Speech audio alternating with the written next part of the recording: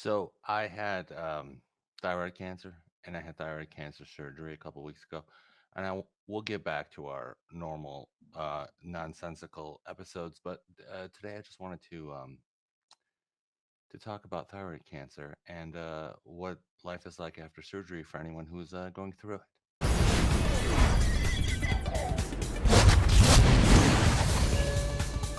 Children Life. I'm here with AI Snippins, and today we're talking post thyroid cancer surgery with friends who love to give each other other business. I had thyroid cancer, and I had my thyroid removed about 2 weeks ago. And just tip number one, buy medical tape because I'm using electrical tape to cover up my giant scar because I don't want my neighbors chasing me with pitchforks and torches because it looks pretty heinous. But uh, I'm about 2 weeks out of surgery, but I wanted to um, just share my experience in case somebody is going through this so they can see that one, what it's going to be like, and two, if you're having some problems like I'm having some problems, that what that's like. Well, tell them what a thyroid even is, bonus. So a thyroid, just real quick, is a butterfly-shaped organ that sits at the base of your neck. It creates thyroid hormone, or TSH, thyroid stimulating hormone, and it gets converted into it's T4 converted into T3 in your liver. Sorry, I'm all weird because my thyroid levels are really low post surgery, and I don't um, I don't feel great. They chop it out and throw it in a can. Just walk it off, I'd say. Yes, but so I'm not giving you like medical advice. 'Cause it's not what this is.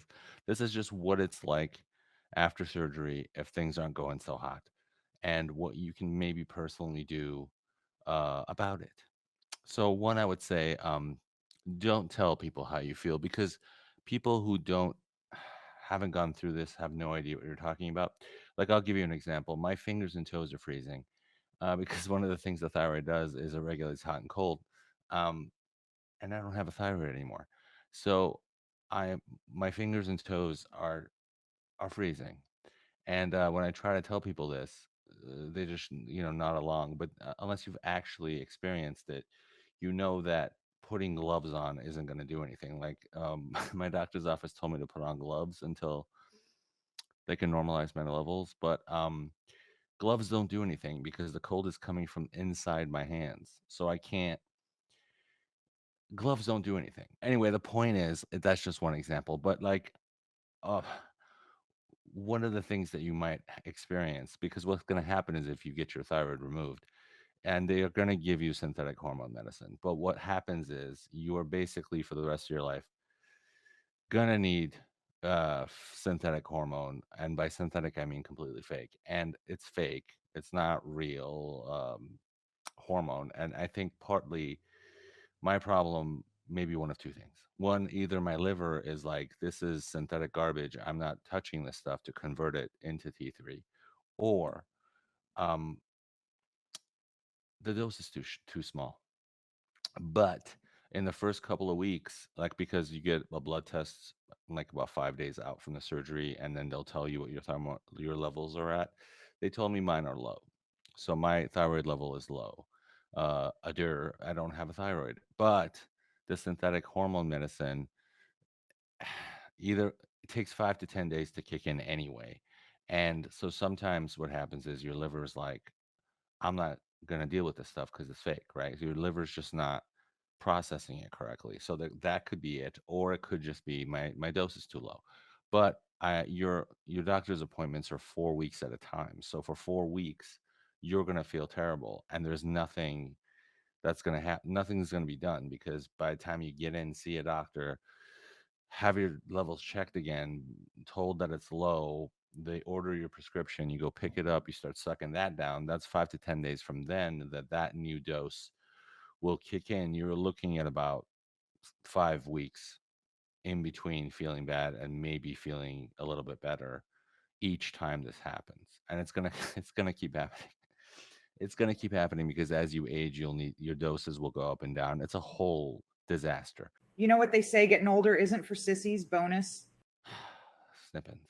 The reason I'm making this video is because I want someone who may be going through this to, see that they're not really alone, even though you feel very alone, because the doctor's not going to run to your house and somehow magically fix the dose that you have if it's too low. Your liver could catch up and start processing it, and everything could get back a little bit better just on its own. And every 4 weeks, when you go to get tested, in between that time, they're not going to adjust anything. And so, the one thing I would say, if you just had the surgery and you don't feel great, like me, because basically I'm like dozing off just whenever I'm very tired. My metabolism's very low. My heart rate is low. And so I'm not getting enough. I'm not getting enough hormone. I'm laughing because it's funny, but I don't. I think it could get better on its own anyway, because your liver could just start processing it better. Your dose could get pushed up. That could fix it. But while this is happening, you feel terrible, and telling other people about it isn't going to do anything. You could have more conversations with your doctor, but you call, you leave messages. They're not going to do anything. Is what I'm trying to tell you in a nice way. But the fact is, because they can't, because you're just on the medicine. But the one thing that I would suggest not to do is do not go on Amazon and buy a bunch of bullshit and start sucking it down to help regulate T4 to T3 conversions or any of that stuff. Because if you just got on the medicine, you want to get a couple of screenings without any interference, just so you could see what your baseline is without them having to change your medication. Because if I start taking like a stimulant or something, or they have all these supplements, if I start doing this now in between my first and second blood test, I don't know what it's like without it, and I don't know what it's like until they regulate me by either upping the dose, or maybe my liver will just figure out that it's fake synthetic hormone and process it better. It may never do that. They may have to change the kind of thyroid medication I'm on, but you shouldn't do that. Let them do that. That's not your thing. What you can do, here's things that you could do. And I've been doing these things for like 4 days now. It's helping a bit. Look, and this stuff is not, it's like a supplement. A supplement is not medicine. Like, you can't eat a carrot, then all of a sudden you have 20/20 vision. That's not how any of this works. I know that you want to think that way when things are bad, but I'm sorry, that is just not the way it is. But here's some things you could do to maybe make the days less horrifying. So one, I've been eating. Well, I mean, we have some episodes coming up about weight loss. I lost like 70 pounds in about 3 or 4 months doing this thing, and one of the things I'm doing is eating a lot of spinach. But I was eating it raw, like a crazy person. But what I've been doing now is I bought a steamer from Amazon. It's like 19 bucks. I mean, if you live alone, it doesn't even need to be that big. But if you have a family, you might want to get a larger one. Anyway, the point is, when you steam vegetables, things like broccoli and cauliflower, it cuts down on interference with T4 converted into T3 in your liver. So if you want to eat those things, and you should because they're healthy, you should steam them. You could boil them, but when you boil something, you're probably better off drinking the water than eating the thing. But steaming is actually really good. I cosplay in steampunk because it's the healthiest way to be punk. So I would say steam your vegetables, and that is actually helping a bit. I do feel a little bit better doing that. It's a stupid little thing, but it does seem to give me a bit more energy because I have very little right now. Also, eating better, which I've been doing anyway, but obviously I would cut out fried foods. I would not eat at restaurants, because those kinds of things, like a lot of sugar, which you get in sauces from restaurants, unfortunately, these kinds of things are not good in this time when you're trying to just let your body process the synthetic garbage. Um, Sorry, I'm passing out slightly. Uh, Did you almost pass out? God damn it, bonus. oh, snippety. But so I would take your medicines, right? Your vitamins. and but obviously don't take them at the same time. So like your thyroid medicine, you if you're going to take it in the morning on an empty stomach with water or whatever they say, you really should wait before you suck down your vitamins or anything else you're doing. Like I'm basically doing that first thing, doing my little walk around the block with still not eating. I come back about half an hour, 45 minutes later, I will have like a protein shake or something, whatever my fake breakfast is. And then I would do wait 4 hours or maybe even 5 hours sometimes before I take my vitamins. That's helping. The thyroid medicine needs to be alone. It can't be interfered with anything else for it to be absorbed. I mean, I still I still don't feel great, but it's helping by separating the medicine like that. So like some people say you should take it at night. If you've been taking it during in the morning, I would stay consistent until you get at least a couple of blood tests under your belt. Just to, again, try to get some kind of baseline, and then talk to your doctor and decide if you want to do that. You really, I would advise strongly against doing whatever you want. it's not a good, it's not a good idea because when I'm feeling bad, it's really bad. Like I wouldn't want to live like this like all the time. This is not good. Like passing out, like I have a head fog, I have. So here's what the bad parts of low thyroid, because basically I don't have a thyroid anymore. So I'm basically hypothyroid for the rest of my life, in essence, right? Even though I don't have a thyroid, um, it's as if my thyroid isn't working forever. So like the things that I'm experiencing now is like head fog. I feel disconnected. I feel not awake.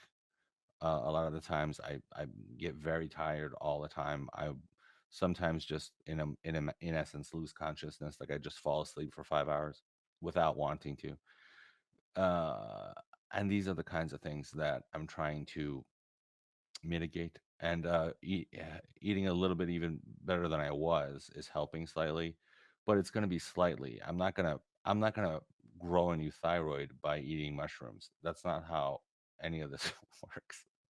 But you can do things on your own to help this process. Like I ordered a heart monitor and uh, a temporal, like a just a thermometer to check my heart rate and my temperature in the mornings, and that's going to help me keep a log so that when I do go see the doctor, I can be like, look, this is what my heart rate is, this is what my temperature is every day, instead of the one time they test you. And that will help them see if this medication is working over time. And eating healthier helps. Like these are really the only things I would suggest that you do. I wouldn't go into like ordering stuff on Amazon and changing the prescription yourself, or I don't know, changing even the time of day you're taking it, especially in the first 2 weeks or even the first 2 months, because every 4 weeks you get tested. So at least wait 2 times to be tested, I think, before you start winging it, because it's not gonna, because you're only gonna mess it. Like you're just gonna put a wrench in the works. They're never gonna know what your actual levels are, and neither are you. So I would say I would say do the best you can to eat better, and if you need to rest, just sleep. Just if you need to sleep, just sleep. It's the obvious advice, but I think some people don't do it because they're like, I'm powering through today, and you had surgery and you're tired, and your body is like, I still have a scar. There's still internal damage, in essence, that needs to heal. So your body is not at 100% to begin with, and having low thyroid levels isn't going to help matters. So um, you could also talk to other people who've had this procedure. That I think they're probably a good resource, because not for medical help, but that should be your doctor or your endocrinologist if you have one, or get one if you want one. But in order to like just talk to someone who's going through it, I think a lot of times helps make you feel a little bit better. When I want to feel better, I eat a pot gummy and sleep for 16 hours. Oh, snippety. All right, well that's it. I just wanted to put this video up for anyone that's maybe going through this. Maybe it'll help them, maybe it won't, but um, you know, We'll see what happens. Don't forget to like, comment, and subscribe, and hit that notification bell if you want more content from the Never Right podcast.